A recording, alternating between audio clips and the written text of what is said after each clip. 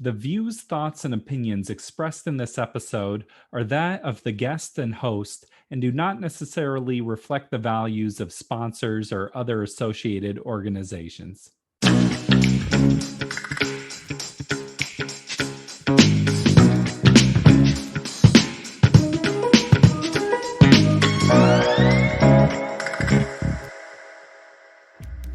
Welcome to The Parental Compass by Family Education and Support Services. My name's Bobby Williams. I'm your host. Please subscribe to the show. All the platforms let you subscribe. And if you really feel like it, give us a positive review. I'm going to make an assumption right now. I'm going to assume that you want your child to be an empathetic, caring person. Well, a way you can help instill these values in them is through volunteerism. But volunteerism is its own world that you have to navigate. How do you find the right organization? How can you make it something that your child wants to do in the first place? Who has the answers? Natalie Silverstein does. Natalie has authored multiple books, including Simple Acts, The Busy Family's Guide to Giving Back, and Simple Acts, The Teen's Guide to Making a Difference. Natalie has a lot of thoughts on this issue. You can learn more by going to simpleactsguide.com. Let's dive in.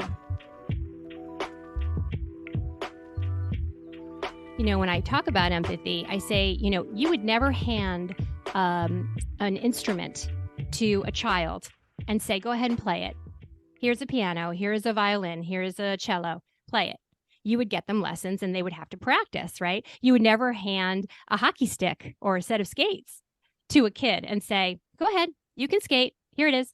So why do we expect them to go out into the world, right, and interact with other people and know how to sense, I think that there is some innate sense that someone is having a hard time or whatever, if someone is crying, but we have to give them opportunities to practice empathy. And we also have to role model that for them as parents, right? So the way we treat others, the way we speak to others, if we look someone in the eye, if we use their name, if we thank someone for holding the door for us, all of those things, the way we sort of live our values as we walk through our days, I think young children and even older children are watching. And we have to give them opportunities to practice those things every single day. And then the ultimate way to do that is through service, hands-on service in your community, going out there, volunteering as a family. I think it is crucially important if you want to raise grateful, grounded, empathetic people. Yeah, well, I think about children don't always seem the most naturally empathetic, or they haven't learned that skill yet. At least that's my experience. So I guess you can model behavior and they see that. Are there other day-to-day ways to teach them to have more empathy? Well, sure. I think that gratitude is one thing that is so important, expressing gratitude, right? We know for a fact, I think studies have shown that if you express gratitude verbally, orally, if you write it down, something like if you write down 5 things every night that you're grateful for, and you do that every single day with consistency, you feel after a certain number of days, you actually feel more grateful, right? So these are habits and these are rituals, and these are things that we do every single day or every week or every month that actually start to accumulate over time, right? So expressing gratitude, asking kids, what were your sweets and your salties today, right? Well, how was someone kind to you today, and how were you kind to someone else today? Who did you help today? I think kids come home from school and everybody says, well, how was your day? Which is a terrible question because it's so open-ended. What did you eat for lunch? Who did you sit with? Instead, maybe ask, who did you help today? Who was kind to you today? And how did someone help you?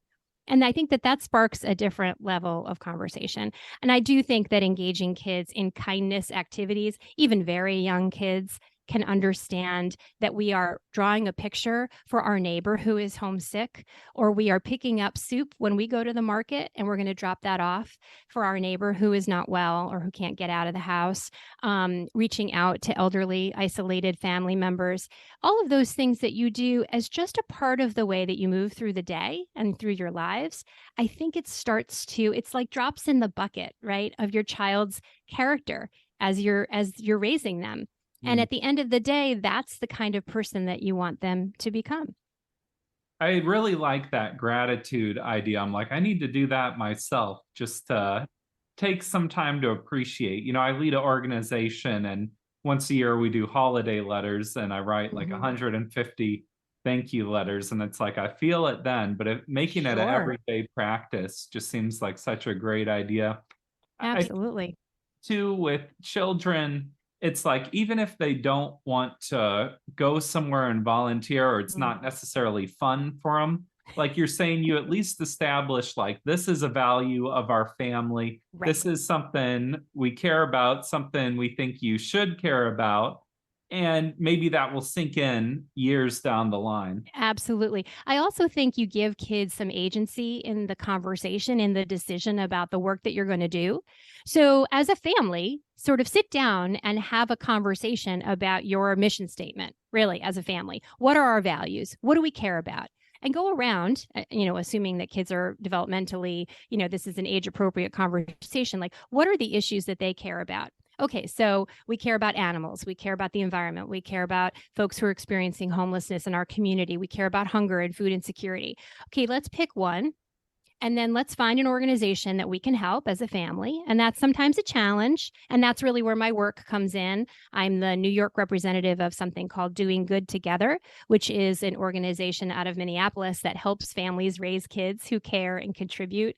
And so I curate a listing of really family-friendly volunteer opportunities here in New York City. And we have others like me all over the country that do this work, because it is sometimes hard to find a place that will accept families with children of any age, under the age of 16 or 18. So get out there in the community, figure out a way to do this work. And then afterwards, and set yourself up for success, right? You don't want it to be too long of a day. You want to make sure everyone has a snack. Everyone's had something to eat. Everyone understands what you're getting yourselves into. What are you going to be doing? Who's going to be there? Hopefully you can kind of prep your kids a little bit. And then after the activity, have a little, regroup, have a little conversation. What did we enjoy about that? What didn't we enjoy about that?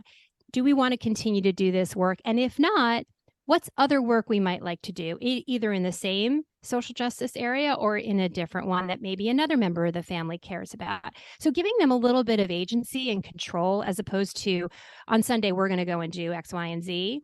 I think that you will find that they're more engaged in it and they're more interested in continuing. And then just one last thing about the fun piece.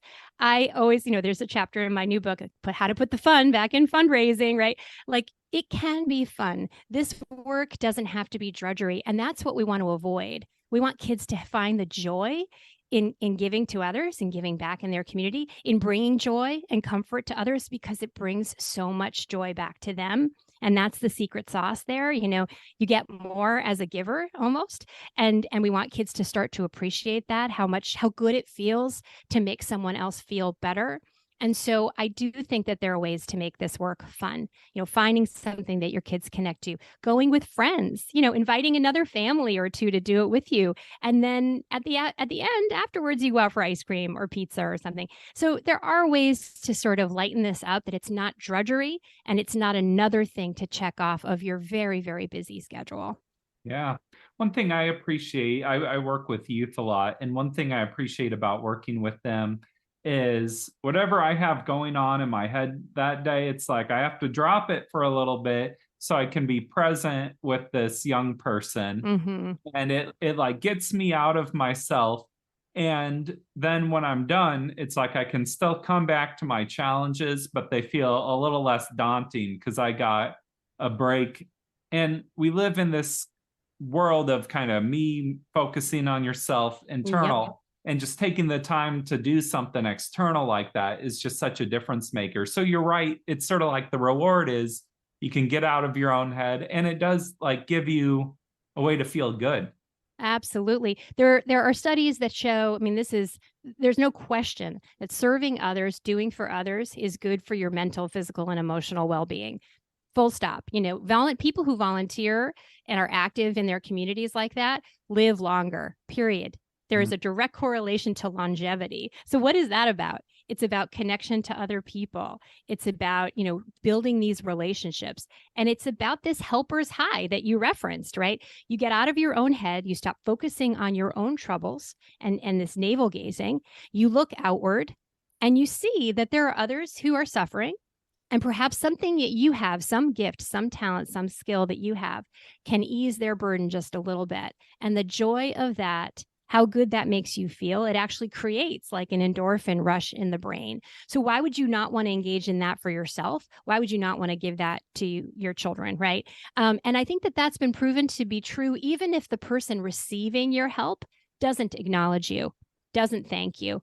Just the fact that you've done this good thing makes you feel so, so great. And there's other studies that show that children who volunteer with their families are much more likely to continue to do so as adults. Teens who volunteer with other teens are more likely to continue to volunteer. And I think most importantly for your listeners who have teenagers, there is a direct correlation between teens who volunteer. They are less likely to get into risky behaviors. That's early sexual behavior, drug and alcohol use. They're more likely to do well academically, less likely to drop out of school. I mean, the benefits of volunteerism are so profound and so obvious. This is kind of a no-brainer. A really important thing that you said that resonates with me is don't always expect a thank you, because sometimes people are struggling, or that's not, you're not always going to get a thank you. And it's not about the thank you or feeling the gratitude from other people. That makes it about you. And volunteering is not about you.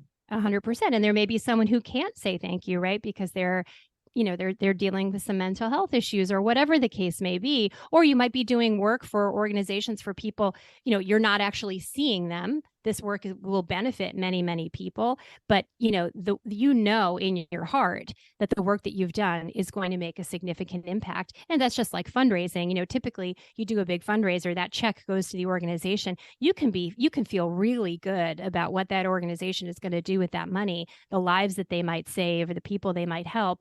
So it should be for its own sake, right? And this work is so important and so critical because it strengthens our communities. There's no question about it. I mean, volunteers give millions of free labor hours in our country, right? What would we do without people who volunteer their time? And that's even as small as like people who volunteer, which is what it is, to help their neighbor, to shovel the snow for an elderly neighbor, to bring groceries to someone who is ill, who can't get out. I mean, those things are invaluable. And you can't put a price on them, and the reward that the giver gets in return is really it's so special. We want kids to get bit by that bug, that it's not only the right thing to do. This is what we do as a family. It's a nice thing to do. That seems sort of soft, but it is actually good for you to do this work. It makes you a better, stronger community member. Yeah, well, I think strength too, that's the word I was thinking of, is like it's a strong thing to do. It's also very counter to the way that a lot of society is oriented right now of we live in a very materialistic world, or thinking like, why would you do that if you're not getting paid? The value of volunteering isn't always understood by people. I absolutely agree. It's a very me sort of society. And I think anytime a teen can bust out of that, or a family can bust out of that and set an example for what it means to really care about other human beings, I think if you can make that cool, right, as opposed to this sort of negativity online of sarcasm and making fun of people all of the time. There's a chapter in my new book, where I talk about let's just amplify positive stories, kind stories, good stories that move humanity forward. Let's stop amplifying all of this negativity. And, we have enough negative in the world. Let's try and focus on the positive. And again, we know that if you sit around thinking negative thoughts all day, you become depressed, you become isolated, you become very unwell. If you actually think positive thoughts, you start to feel better. It's such a, again, it's so obvious to me that this is the right way to raise kids and to live our own lives. We're just surrounded by so much negativity, so much heartbreak. I'm very hopeful when I see young people volunteering and families volunteering. It's always my favorite part of the newscast is at the end when they do the like nice story, the good story, the kind-hearted story. That's such a great way to lift everybody up after all of this bad news. Well, I mean, I think it's for people, it's like bad news is interesting or it's sort of a juicy story. And then I the guess. internet is all geared towards getting clicks to a specific thing. And so Right. negativity sells, but it's like playing on our worst instincts as a Right. society. Right. And yeah, that's something we have to just actively try to fight against. And it's not easy either. Just No. being a person is really hard. And what about when you're struggling and going through it? It's hard to feel like volunteering when you're suffering in your own way. Sure, but I think you raised a really good point just now. If you don't know what the other person next to you is, the burdens that the other person is carrying, right? So just be a little kinder than necessary, right? So I think that in terms of my own life, I go out into the world, I'm struggling with something. If someone is kind to me, if someone smiles at me, if someone engages with me in a positive way, I feel better. And so I think to myself, if I can do the same for someone else, you don't know day to day that your action, one tiny action from you, it's like the smallest stone dropped into a body of water still makes a ripple, right? A huge boulder makes a ripple, a big splash, but a tiny little rock also makes a ripple. So something that you do, something that you say, some small action from you letting the person in, when you're driving in the traffic, or holding the door for someone, or, paying for the coffee for the person who lost their wallet, whatever it is, can actually change someone's day, week, month, year, life, right? And we don't know what those things are. So be sort of open to the possibility, be mindful of it. I always say, keep eyes, ears, hearts, and minds open to the needs of others. I just think that that's a wonderful way to walk through the world. And it's a way that I think our children should be walking through the world, instead of looking down and staring at a device where they're just kind of doom scrolling all day long. And they may see some positive stories on there. I hope they do. I hope they amplify those. But I really want us to encourage all of us to just be a little bit more mindful of that. I like how you're breaking it down into like everyday things that you can do, because people think about volunteerism and compassion as specific things, but Right. it can be just daily things in your life. Are there other opportunities that people wouldn't think of where they can express compassion or work with an organization that they may have not considered? Sure. Well, I think that the pandemic certainly taught us that we were not able to go out and actually volunteer in the community, right? So you're right. I think people think of volunteerism as having to sign up and go and spend several hours, and it's a long shift and it takes time away from other things. And first I would say it's if you prioritize what you value. So it's not that big a deal, right? We seem to find time for lots of other things, so we can find time for this. But even, the pandemic taught us that we don't have to go very far, right?